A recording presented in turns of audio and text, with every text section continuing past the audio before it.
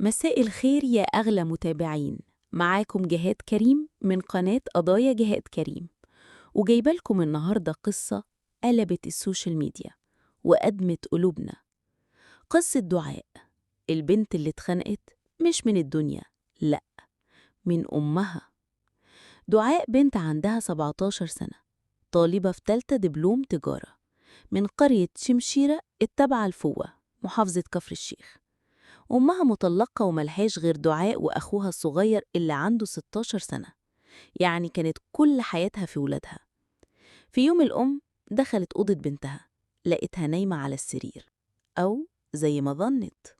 قربت منها، لقيتها ساكتة، ساكتة للأبد. البنت كانت جثة هامدة. الناس أول ما سمعت قالوا يمكن ماتت بحبة غلة، أو يمكن عندها حاجة. لكن التقرير الطبي كان الصدمة. البنت ماتت مخنوقة، وعندها كدمة غريبة تحت عينها الشمال.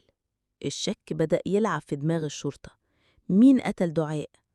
الأم كانت بتولول وتصرخ وتصوت، وكل الناس كانت مصدقاها. بس الحقيقة كانت أغرب من الخيال.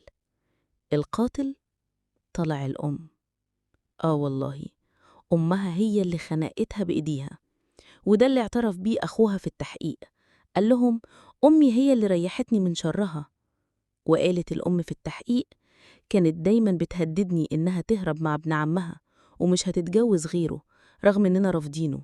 وفي يوم الجريمة حصلت مشادة بينهم. البنت شتمت أمها وضربتها، فالأم فقدت أعصابها، خنقتها بالطرحة اللي على راسها، وفضلت ضعقة لحد ما البنت طلعت آخر نفس. كانت فاكرة إنها هتفلت، لكن ربك عدل. مفتش الصحة شك وبلغ النيابة، والنيابة شكت، وأخوها انهار واعترف بالحقيقة. دلوقتي الأم محبوسة، والابن الصغير اتكتب له يعيش بذنب مش ذنبه. ودعاء راحت ضحية حاجة اسمها الحب الغلط والرفض بالعنف. وإحنا بنختم قصتنا النهاردة بنسأل سؤال بسيط: هل في مبرر إنك تقتل حتى لو كنت أم؟ هل من حق أي حد ياخد الروح اللي مش ملكه؟ دعاء ماتت، بس سؤالها لسه عايش. ليه يا ماما؟ ليه؟ تابعوني دايما على قضايا جهاد كريم، وخلي صوت الحق دايما هو اللي يوصل.